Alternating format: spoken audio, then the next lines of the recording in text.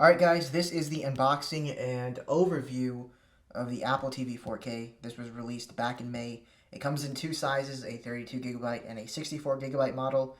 The 32GB comes in at $179 while the 64GB comes in at $199. This is the second generation of the Apple TV 4K, a line of Apple TV that supports 4K viewing. The previous generation came out back in 2017.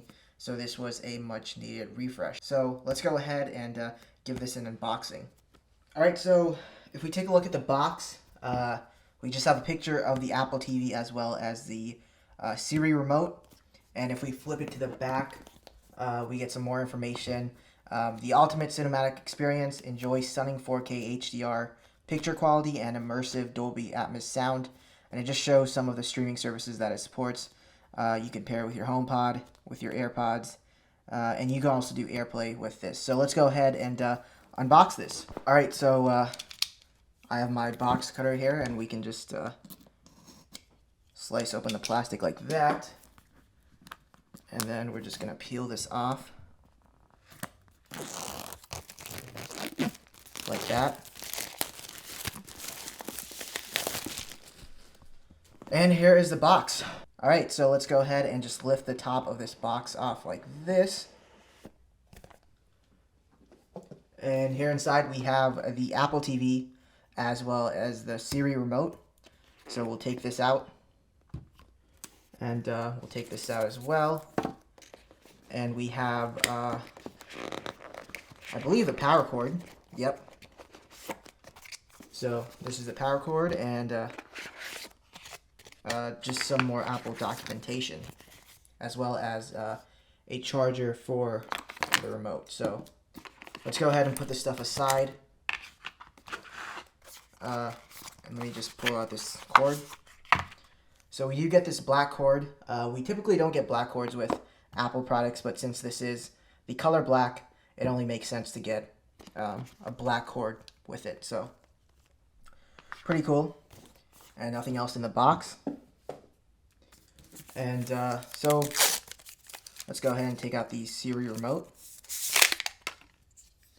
And yeah, pretty cool. This looks different from the previous generation Siri remote. It's a little bigger, and the button layout also looks very different. So let's go ahead and put this to the side and first take a look at the Apple TV itself. We still have two more stickers here. We can peel this off like that. And it goes all the way around. Okay, and that's just going to reveal the ports. So we have the port where we can plug in our power cord. We also have an HDMI port, and this supports HDMI 2.1. And we have a gigabit Ethernet port if you want to plug in an Ethernet cable. And then we could peel this off. And that's just going to reveal the Apple logo. So this is the Apple TV 4K, and as far as the size goes, this weighs about 15 ounces, which is the weight of 3 iPhone 13s. The overall design hasn't changed at all since the last model. It feels about the same size and weight, and there aren't any changes to the ports as far as I can tell. Most of the change is happening inside. We now have a 6-core Apple A12 processor, as well as 3 gigabytes of RAM. And this is just going to lead to better overall performance, not just for watching or viewing or streaming something, but also which we can do on the Apple TV. Alright, so let's take a closer look at the Siri remote now. So we have the power button to turn it on. We also have the volume buttons. We have the play pause button. We have the mute button. We have a back button, and we have a menu button. And we also have this navigation pad where we can navigate on our TV. And it's just gonna let you go up, down, back, forth, like that. And then on the side we have the Siri button, which is used to activate Siri. Down here we have where we can plug in our charging cable to charge this. My understanding is that the charge on this is very good, or the battery on this is very good. It can last up to a few months. I read somewhere that it only requires a few charges a year, so that's very nice. Alright, so that is just has been an unboxing of the Apple TV, and now let's go ahead and check out the setup process. All right, so here is the setup process. It starts off by asking us to pick a language, and once we do that, it asks us if we want to continue or if we want to accept the data and privacy agreement.